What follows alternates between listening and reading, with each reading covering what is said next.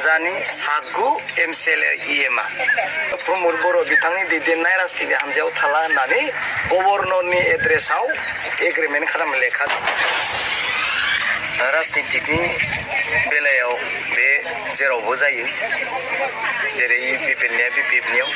बिपिएफआ इउपिपिएलनियाव जयेन जानायखौबो नुनो मोनो नाथाय आं बेबायदि मोनसे आसरित धरननि लेखा नोंथांमोननि गेजेराव होनो हागोन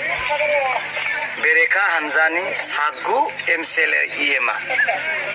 प्रमद बर'नि लिडारशिपआव थालिया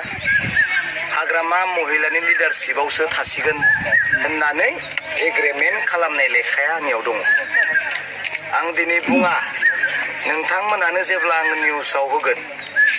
सोर एमसिएलएआ मबे डेटआव मबे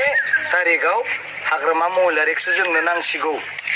जोङो प्रमद बर' बिथांनि दैदेननाय राजनिति हानजायाव थाला होननानै गभर्नरनि एड्रेसाव एग्रिमेन्ट खालामनो लेखाखौ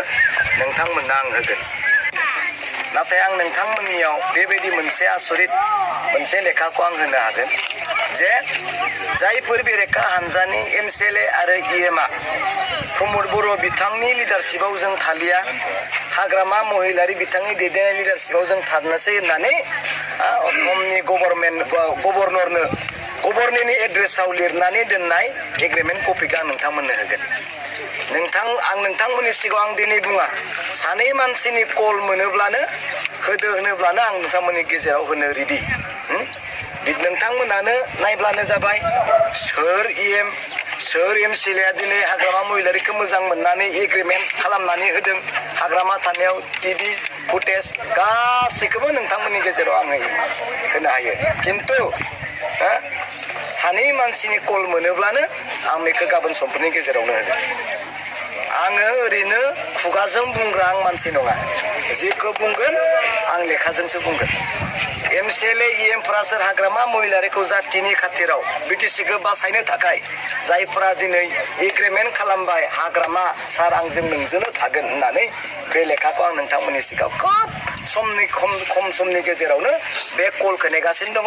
बिथांमोननि कल मोनबानो आं होसिगोन बेनिखायनो राजनितिकआ थांलाय फैलाय गासैबो जायो सोरबा थांनाय फैनायखौ जोंहा बुंनांगौ जेबो गैया रायजोआ दिनै मिथिबाय प्रमद बर' बिथांनि सरकारा मा खालामदों आरो आसाम सरकारा जोंखौ माबायदि नासयजों बे गासैबो खोथाखौ दिनै जों रायजोनो फोरमायनाय जाबाय सिदा खोथाया बेनो जों दिनै बिटिसिखौ राज खालामनो थाखायसो जोङो आरो बासायनो थाखायसो दिनै जों ओंखारदों